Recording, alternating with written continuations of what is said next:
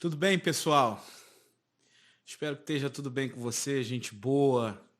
Bom ter você aqui com a gente nesse protótipo, nessa aula meio que inaugural, meio que teste, né? Nesse primeiro momento que a gente está fazendo aí, se achando nesse processo novo, nesse projeto novo que a gente está desejoso de partilhar com vocês durante esse tempo, chamado de Bem com a Bíblia. Como é que surgiu isso no primeiro momento para você ter dimensão? O de Bem com a Bíblia surgiu da ideia de a gente fazer algo mais dinâmico, mais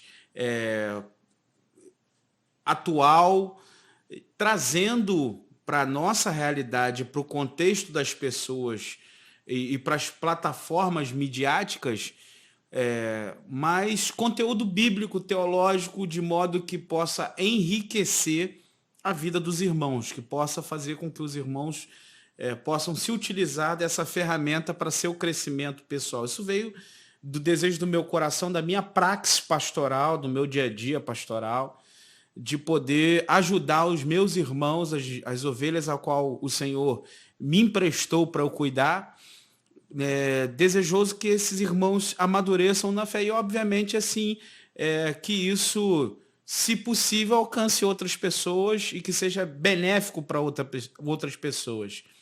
Hoje eu estou aqui sozinho, mas eu vou estar com o João, que é o nosso seminarista. Na verdade, o João está aqui comigo, ele está do outro lado ali, me ajudando, porque ele que está por dentro dessas tecnologias, né? E ele está me ajudando nesse processo, mas no próximo o João vai estar comigo aqui, a gente vai estar partilhando esse tempo junto. E é isso, assim, a ideia desse momento surgiu do De Bem com a Bíblia, surgiu da minha praxis pastoral, do desejo do meu coração de trazer conteúdo mais bíblico, teológico para o enriquecimento dos irmãos. A ideia de ser o livro de Gálatas surgiu de uma enquete que eu fiz com 3 possibilidades de livros que os irmãos aqui estavam comentando muito e desejosos de estudar.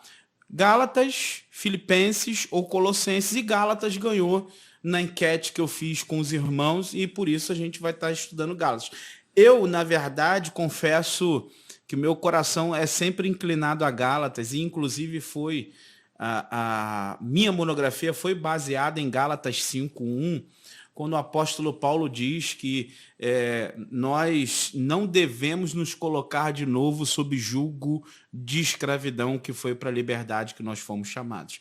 E eu trabalhei a questão da liberdade cristã, dando um conceito a partir de Gálatas 5:1 da liberdade cristã. Então eu tenho um afeto, vamos dizer assim, à epístola de Gálatas. E aí eu queria, de uma forma introdutória, passar algumas informações para vocês nesse momento inicial sobre a epístola de Gálatas. Gálatas ela é um dos livros mais polêmicos escritos pelo apóstolo Paulo. Paulo é extremamente veemente nele, Paulo é extremamente enfático, Paulo é extremamente persuasivo, Paulo ele é enérgico, a ponto de que Calvino, no seu comentário, né, o célebre reformador João Calvino, ele diz que quando ele está lendo o livro de Gálatas, ele consegue imaginar Paulo escrevendo e o som de trovões, o som de relâmpagos, tamanha veemência de Paulo. Até porque a escrita, né, na Idade Média se dava dessa forma, né? Eles eram muito intensos na transmissão, e ele fala dessa forma de Gálatas. É tão intensa a escrita que o Lutero, por exemplo, ele fala que Gálatas é para ele como sua esposa, Catarine. Ele diz que casou com Gálatas, né? O Lutero diz isso pelo sentido da epístola e a sua semelhança, por exemplo, com Romanos, que trata praticamente, tem como cerne a justificação pela fé. Então, é uma epístola muito viva, né? Os estudiosos, os pais da igreja, os reformadores, eles são assim muito categóricos nessa afirmação, E eles ainda falam uma coisa interessante, né? Eles chamam, por exemplo, alguns falam que Gálatas é a carta magna do Evangelho. Gálatas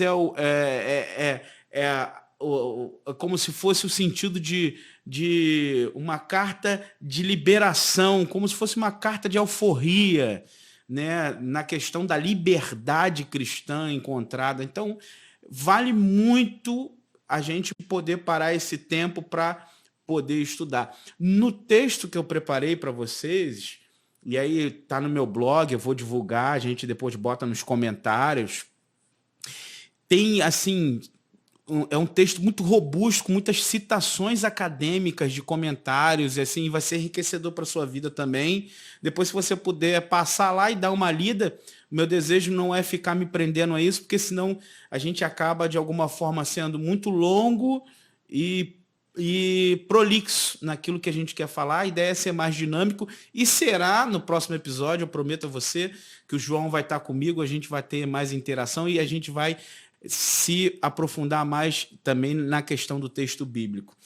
Timothy Keller, um estudioso que morreu há pouco tempo, né? Alguém que foi conhecido como o C.S. Lewis de nossos dias, tamanha influência dele, né? Uma mente brilhante, um pastor presbiteriano, norte-americano.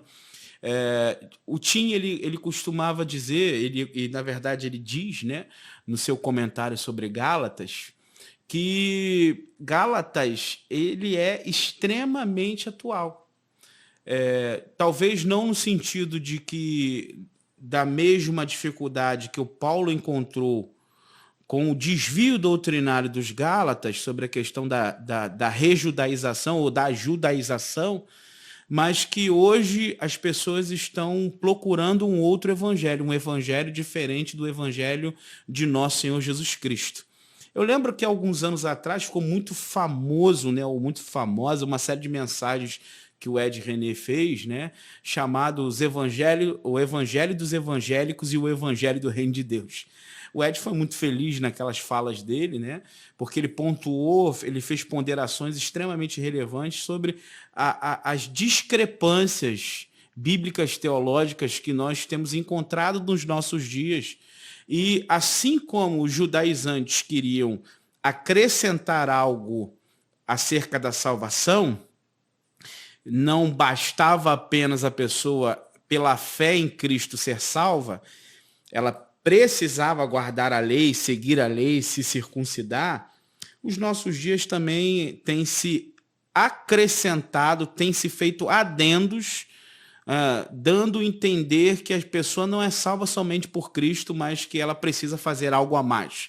Ela precisa caminhar uma coisa a mais. Ela precisa, de alguma forma, se esforçar. E aí torna, de alguma forma, a coisa meritocrática. E a salvação jamais vai ser por méritos pessoais, ou por obras, ou por alguma coisa. E aí está a beleza do evangelho, né? Porque a maioria absoluta, né, das outras religiões vão pedir sempre algo em troca, algum esforço, algum sacrifício, mas o nosso Deus, ele é que fez o sacrifício por nós, ele que fez o esforço por nós.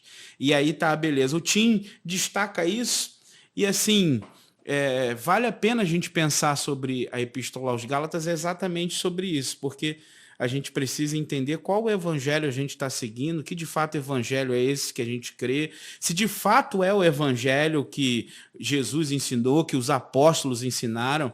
E aí a importância da doutrina. Nos nossos dias as pessoas não estão dando valor à doutrina, né, de alguma forma desmerecendo, mas sem uma boa doutrina você não tem uma boa prática.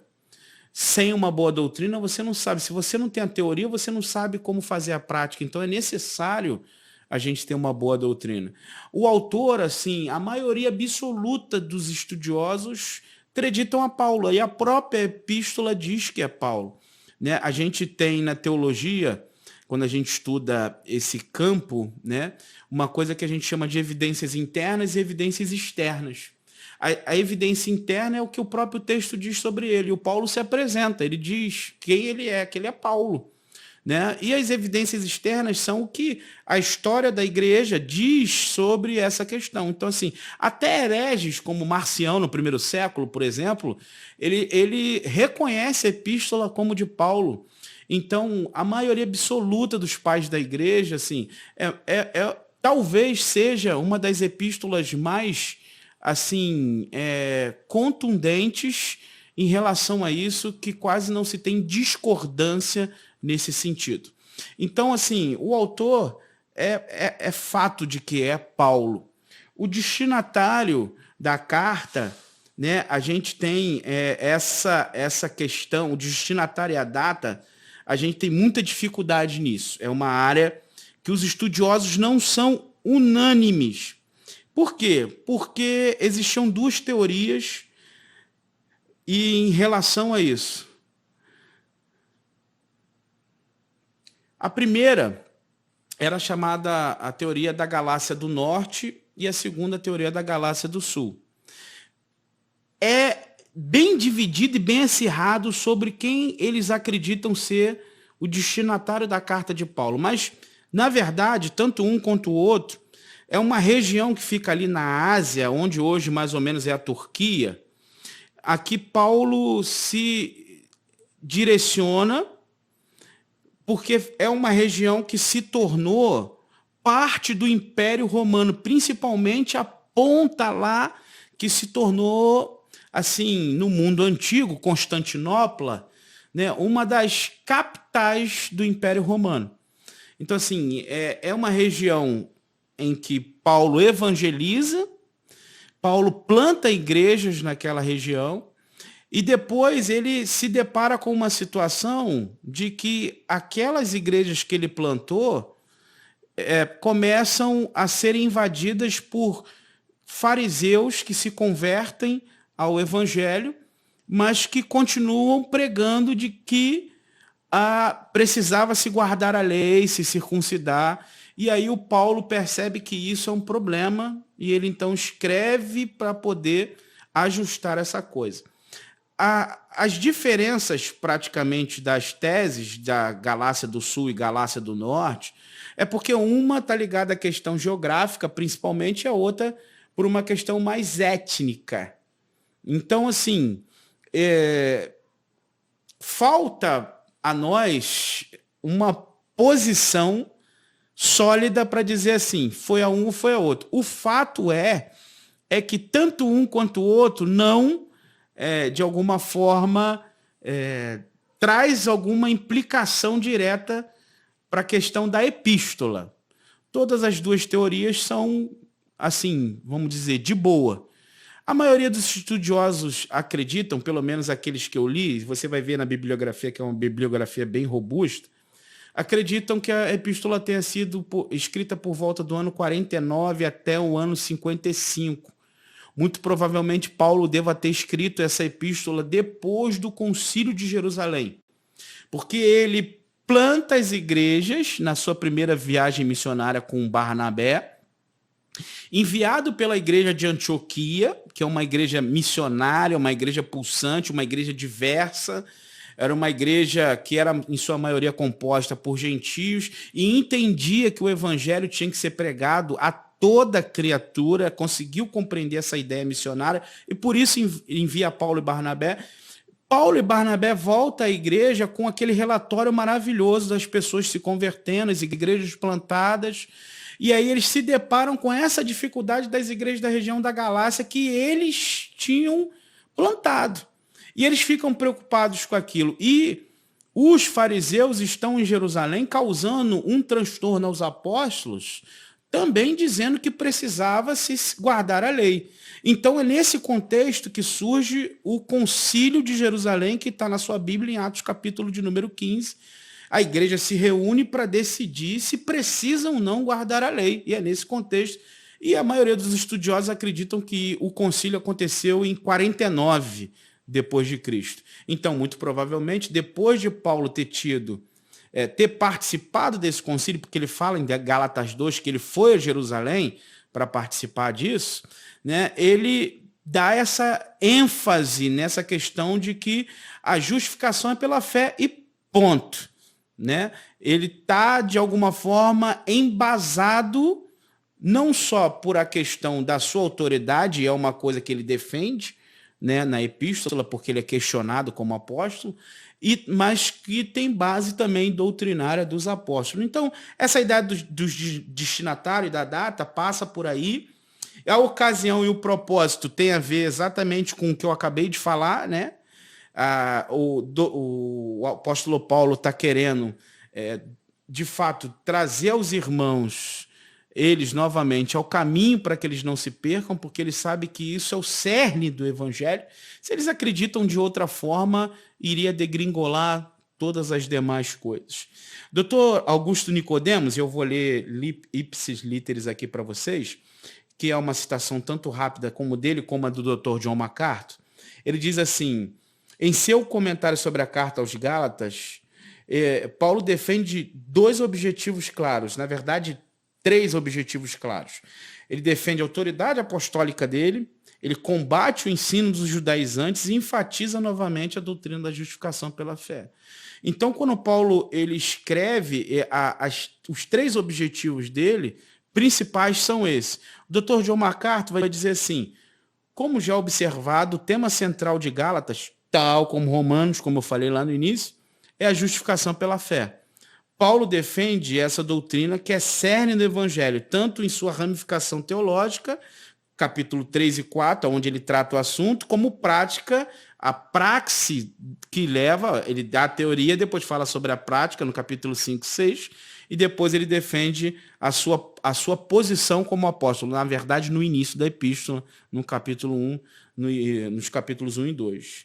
E aí, já que é assim como ele defendeu em Corinto, os falsos mestres tentavam ser ouvidos por seu ensinamento herético, mirando na credibilidade de Paulo. O que os caras faziam? Tentando desestabilizar a doutrina, querendo inculcar heresias na igreja, antes de atacar a doutrina em si, eles atacavam o Paulo, a pessoa de Paulo, para descaracterizar o ensino dele.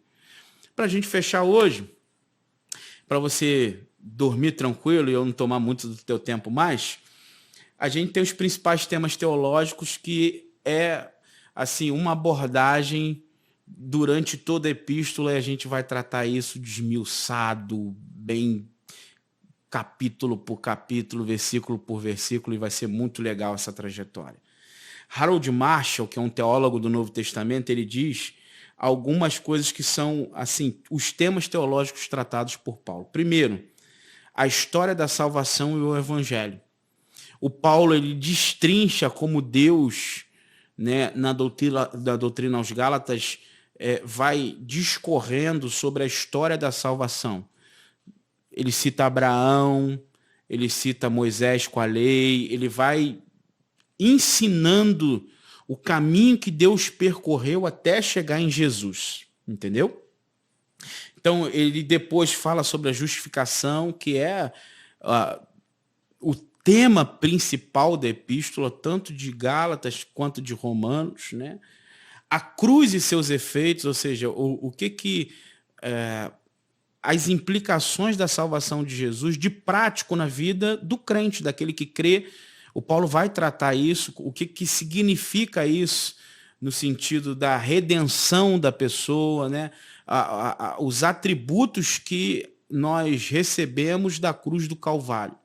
A mensagem de Paulo, né, nas escrituras judaicas, ele vai abordar Abraão, ele vai abordar a lei, né, no caso, a pessoa de Moisés, mas não citando Moisés, mas a lei em si, né? E, por último, ele termina falando sobre as implicações teológicas do Espírito Santo, que, obviamente, é uma consequência do Cristo. Ao aceitar Cristo, você recebe o Espírito e, tendo o Espírito faz a obra, e é isso que ele vai tratar nos capítulos 5 e 6, quando ele até começa a falar sobre as obras da carne e as obras do Espírito, as implicações do Espírito na prática da vida do crente. É isso, gente. Sem mais a tratar, eu espero que de alguma forma a gente tenha acrescentado à sua vida alguma coisa. O meu objetivo foi ser rápido, foi ser direto, sem rodeios. até porque nosso desejo não é eu estar aqui sozinho, é ser uma coisa mais dinâmica. De fato, uma ideia de um podcast, ter uma interação sua ao vivo com perguntas, mas esse é um protótipo, é uma ideia que a gente está desenvolvendo, a gente não tem equipamento, a gente está ainda em construção, tá bom? Então, essa é só um pontapé inicial para a gente tirar o projeto do papel. Deus abençoe você, eu espero você no próximo episódio aqui do De Bem com a Bíblia, onde a gente já vai começar a tratar o capítulo 1 da